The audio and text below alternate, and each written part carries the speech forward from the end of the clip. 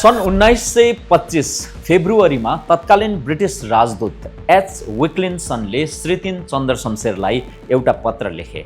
राष्ट्रसङ्घ अर्थात् league of नेसन्समा हुने दासत्व मोचन सम्बन्धी सम्मेलनमा भाग लिन नेपाललाई निमन्त्रणा दिने विषय उक्त पत्रमा उल्लेख गरिएको थियो। तर चन्द्र शमशेरले त्यसको चोटिलो जवाफ पठाए ब्रिटिस राजदूतलाई। निमन्त्रणाका लागि धन्यवाद। नेपालमा दासत्व मोचन भइसकेको हुँदा हामीलाई निम्तो नगरे पनि हुन्छ। यो चन्द्र शमशेरको पत्रमा लेखिएको बेहोरा थियो। वास्तवमा सन् 1924 को नोभेम्बरमै दास प्रथा उन्मूलनको घोषणा गरिसकेका चन्द्र शमशेरले त्यो प्रथा रहेका देशहरूको सम्मेलनमा जान उचित ठानेनन्, किनकि अमानवीय दास प्रथा कायम रहेको कलङ्कित सूचीबाट उनले नेपाललाई बाहिर निकालिसकेका थिए। बेलायती राजदूतलाई उनले दिएको जवाफ र राष्ट्रसङ्घीय सम्मेलनमा उनको अनुपस्थितिले संसारभर नेपालको प्रतिष्ठा बढाउन सहयोग गर्यो। फलतः नेपालको दास मुक्तिको चर्चा त्यसबेला राष्ट्रसङ्घमा भयो।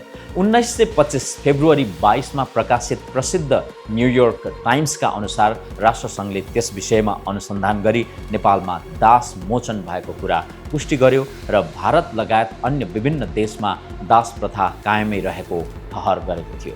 त्यसैगरी सन् 1925 अक्टोबर 24 मा न्युयोर्क टाइम्सले लेख्यो, नेपालबाट दास प्रथा उन्मूलनको नजिक महाराजले 53,000 दासहरूलाई मुक्त गर्न $20 लाख खर्च गरे। सामन्तवादले जरा गाडेको तत्कालीन समाजबाट दास उन्मूलन गर्नु जस्तो सुकै निरङ्कुश शासकका लागि पनि सजिलो काम थिएन, किनकि मानिसलाई दास बनाउने काम शासक वर्ग, ठालु तथा शोषकहरूले नै गरेका थिए।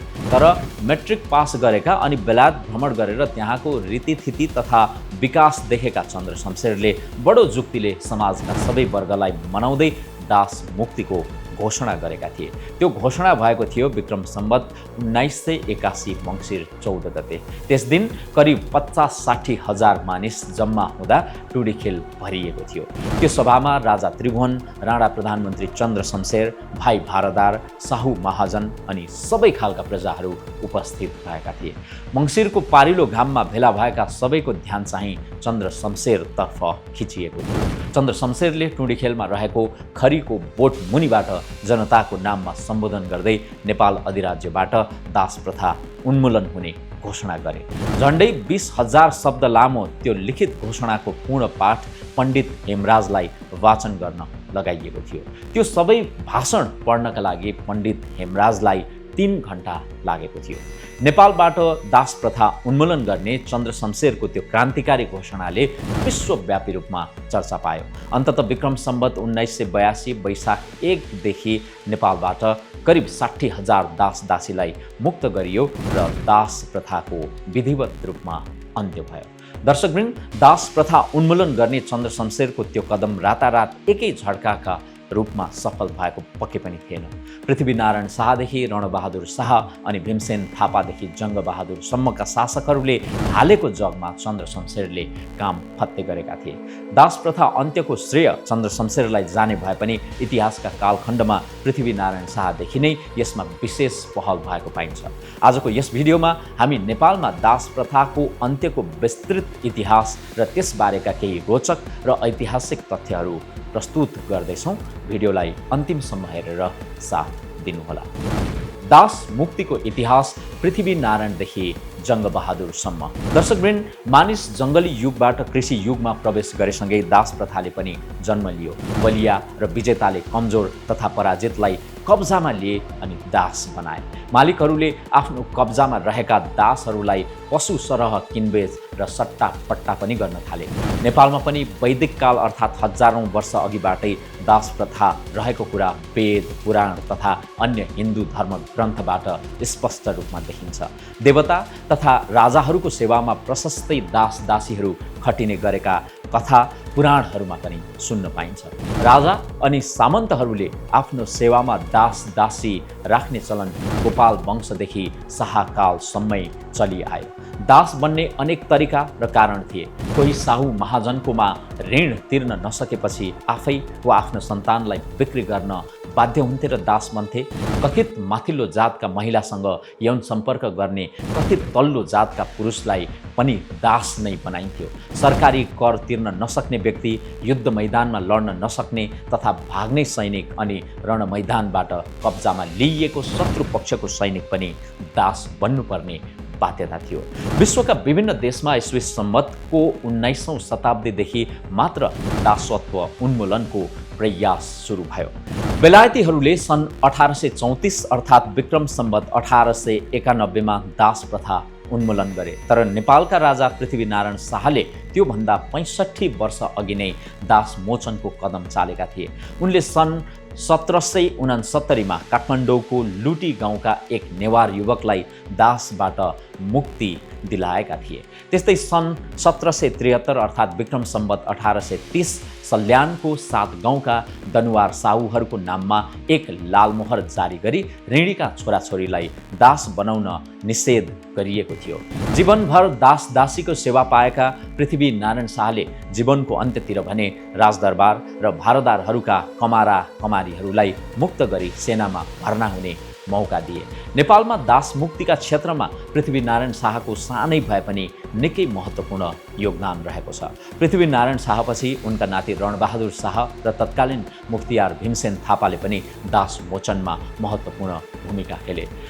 सन् 1793 मा राजा रणबहादुर शाहले डोटीका स्थानीय अधिकारीहरूलाई एक आदेश जारी गरे, जसमा भनिएको थियो भागेर गएका दासदासीहरूलाई जबरजस्ती मालिकको घरमा फिर्ता नपठाउनु। त्यस्तै सन् 1801 मा उनले अर्को आदेश जारी गरे, जसमा ब्राह्मण र राजपूतलाई दास बनाउनै नपाइने र अन्य जातका मानिसलाई समेत राजी खुसी बेगर दासदासी बनाउन नपाइने व्यवस्था गरियो। भीमसेन थापाले सन् 1809 मा अर्को महत्त्वपूर्ण लालमोहर जारी गरे, जसमा भनिएको थियो देशमा कसैलाई पनि आफ्नो छोराछोरी भोटे तथा मुसलमानलाई बेच्न नदिनु, दास र दासी खरिद गर्ने भारतीय व्यापारीको माल लुटी भगाइदिनु, यदि कसैले छोराछोरी बेच्दछ भने तत्कालै सजाय दिनु।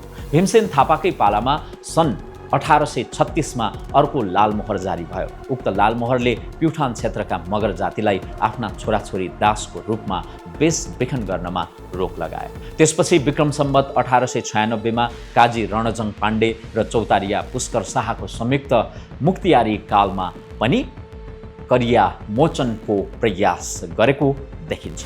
नेपालको इतिहासमा दास मुक्तिमा शासकहरूले गरेका प्रयासमा विरोधाभास थियो। आफैले दासदासी तथा नोकर चाकर प्रशस्तै राख्ने राजा महाराजा तथा शासक सामन्तहरूले दास नराख भनी जनतालाई दिने आदेशको नैतिक धरातल थिएन।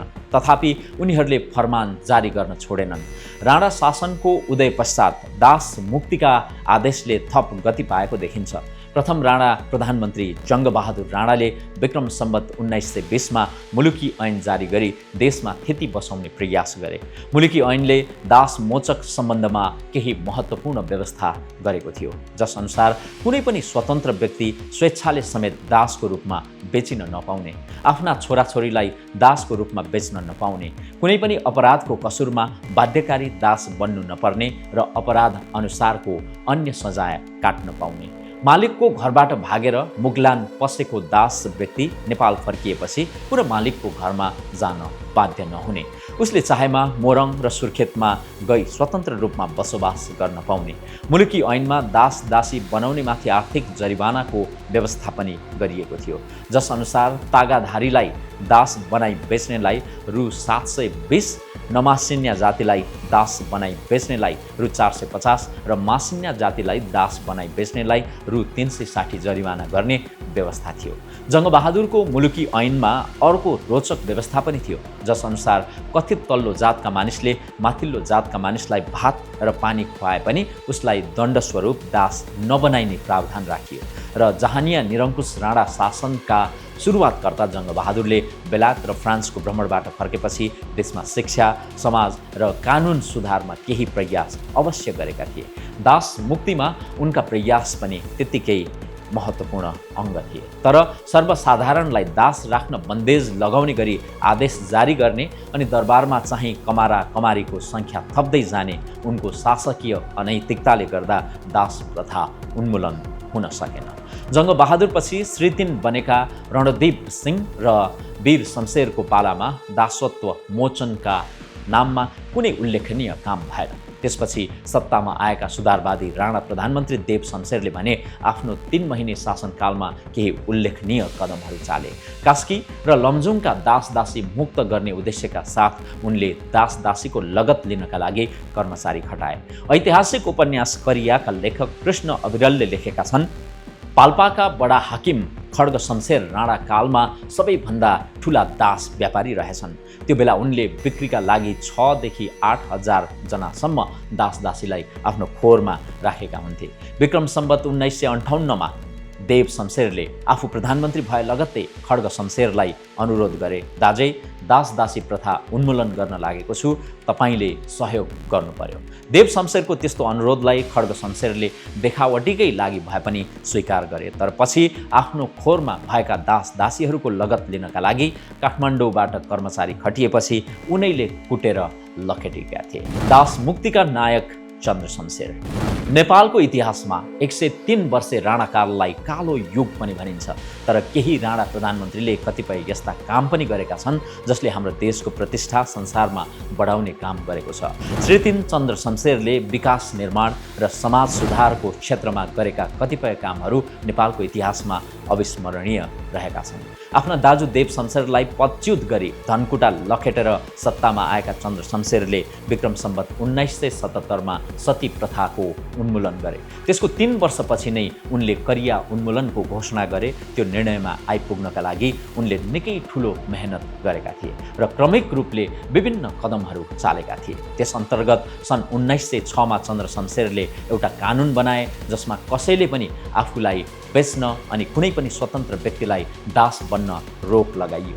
दासले निर्धारित रकम मालिकलाई तिरेपछि मुक्त हुन पाउने र त्यो रकम उसको आफन्तले समेत तिरिदिन सक्ने व्यवस्था गरियो अनि सोही कानुनमा टेकेर सबै सरकारी दासहरूलाई मुक्त गरियो। त्यसपछि सन् 1921मा चन्द्र शमशेरले दासदासीको अधिकारका लागि महत्त्वपूर्ण कानुनी व्यवस्था पनि गरे, जस अनुसार दासदासीलाई व्यक्तिगत सम्पत्ति आर्जन गर्न सक्ने अधिकार अनि पैतृक सम्पत्तिमाथिको हक प्रदान गरियो। सोही कानुनमा दासत्व मोचनका लागि विभिन्न महत्त्वपूर्ण व्यवस्थाहरू गरियो, जस अनुसार भारत गएर 3 वर्ष बिताई फर्केका दासदासीहरूले सो अवधिको आफ्नो आर्जन मालिकलाई बुझाएमा उनीहरू मुक्त हुने। यदि कुनै दास भागेर भारत गई 10 वर्षसम्म भारतमै बसेर नेपाल फर्किएमा स्वतन्त्र हुन पाउने। त्यसरी दासत्व मुक्त भएर स्वतन्त्र रूपले बस्न रिटर्नीहरू चितवन, मोरङ र नयाँ मुलुक अर्थात् बाँके, बर्दिया, कैलाली र कञ्चनपुरमा बस्न पाउने व्यवस्था गरियो। दास मोचनका लागि दत्तचित्त भएर लागिरहेका चन्द्र शमशेरले पहिलो पटक सन् 1920मा नेपालमा दासदासीको गणना पनि गराएका थिए। तर त्यो गणना भरपर्दो नभएपछि उनले सन् 1923मा जनगणना नै गराए। सो जनगणना अनुसार नेपालमा त्यसबेला कुल जनसङ्ख्या 55,73,788 रहेकोमा दासदासीको सङ्ख्या 51,519 र दास मालिकको सङ्ख्या 15,719 थियो। दासदासीको सङ्ख्या एकिन भएसँगै चन्द्र शमशेर अब जनता, साहु महाजन तथा भाइ भारदार सबैलाई अपिल गरेर दास प्रथा उन्मूलन गर्ने टुङ्गोमा पुगे, जस अनुसार सन् 1924को नोभेम्बर 28मा उनले राजा त्रिभुवन समेतको उपस्थितिमा टुँडी खेलमा हजारौँ जनता भेला गराएर दास प्रथा अर्थात् करिया उन्मूलनको ऐतिहासिक घोषणा गराए। उनको 3 घण्टा लामो लिखित घोषणामा दास प्रथालाई अमानवीय, अधार्मिक, असामाजिक र नीच करार गरियो। सो घोषणामा 3 वटा मुख्य प्रस्ताव थिए। दासदासी मुक्त गर्न सबैको सल्लाहमा नजिकको मिति तोक्ने, दासदासी मुक्त गर्दा मालिकलाई पर्ने घाटाको सरकारले क्षतिपूर्ति दिने, मुक्त भएका दासदासीहरू थप 7 वर्ष मालिकको घरमा बस्नुपर्ने र त्यो अवधिमा मालिकले राम्रोसँग खान लाउन दिनुपर्ने। सो घोषणा बमोजिम सन् 1925को अप्रिल अर्थात् विक्रम सम्वत 1981को चैत्रमा अधिराज्यका सबै दासदासीलाई मुक्त गर्न नियम बनाइयो, जसमा निम्न व्यवस्थाहरू थिए। विक्रम सम्वत 1982 वैशाख 1 देखि सबै दासदासी स्वतन्त्र हुने, अब आइन्दा कसैले पनि दासदासी राख्न नपाउने, विदेशबाट ल्याएर समेत दासदासी खरिद बिक्री गर्न नपाइने, यो कानुनको उल्लङ्घन गर्नेलाई 7 वर्षको कैद सजाय हुने। सोही बमोजिम विक्रम सम्वत 1982 वैशाख 1 गतेबाट कुल 59,873 जना दासदासी विधिवत रूपमा मुक्त भए। सन् 1923 को गणनाले 51,519 जना मात्रै दासदासी रहेको देखाएको थियो, तर सन् 1925 सम्म आइपुग्दा दासदासीको सङ्ख्यामा 8,000 जना भन्दा धेरै थप भयो। तर 59,873 मध्ये केवल 51,782 जनाको हकमा मात्रै सरकारले मालिकलाई क्षतिपूर्ति तिरेर मुक्त गराएको थियो। बाँकी मध्ये 1984 जनाको मृत्यु भइसकेको थियो भने 1324 जना भागेर विदेश पुगिसकेका थिए। त्यसै गरी 124 जना दासदासी आफैले रकम तिरेर मुक्त भयो भने 651 जनालाई दास मालिकहरूले निशुल्क रूपमा स्वेच्छाले मुक्त गरिदिए। रोचक त के भने मुक्त भएका दासदासी मध्ये करिब 1/3ले आफ्नो पुरानो मालिककै घरमा ज्यालामा काम गर्ने गरी बसे। बाँकीलाई चाहिँ सरकारले स्वतन्त्र कृषकको रूपमा जीवनयापन गर्न अमलेखगञ्ज अर्थात् भिक्षा पोखरीमा लगेर पुनर्स्थापित गरिदियो। मुक्त भएका मध्ये काठमाडौँका नेवारी मूलका करियाहरूलाई चाहिँ थापाथली दरबारभन्दा पूर्व दक्षिणतर्फको टुकुचा किनारामा बसोबास गराइयो। करियाहरू बसेकाले त्यो ठाउँ कालान्तरमा करिया गाउँ भनेर चिनियो।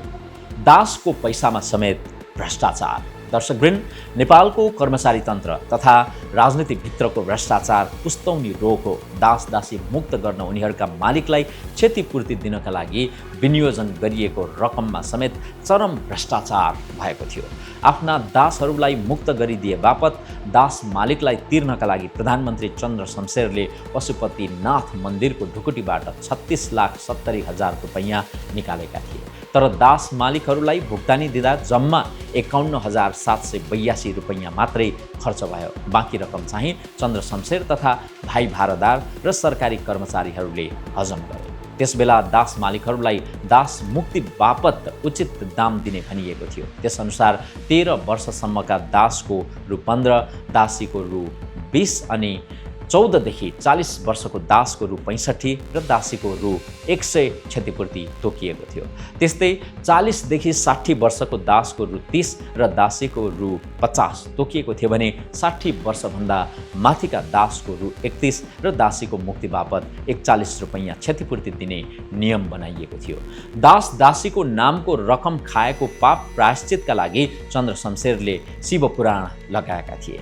करिया उपन्यासका लेखक कृष्ण अविरलले लेखेका छन्, चन्द्र शमशेरले शिवपुराणको साङ्गेमा आफ्नो शरीरको तौल बराबर अर्थात् 67.5 सेयर सुन तुलादान गरेका थिए। पशुपतिनाथ मन्दिरको जीर्णोद्धार गराए अनि भारतका रामेश्वरम, काशी, मथुरा आदिका मन्दिरहरूमा पनि मनज्ञ दान गरेका थिए। नेपालमा दास मुक्तिको रकममा अनियमितता भएको सम्बन्धमा अङ्ग्रेजी पत्रिका पायोनियरले सन् 1926 को अगस्त 19 मा समाचार छापेको पनि लेखक अविरलले उल्लेख गरेका छन्।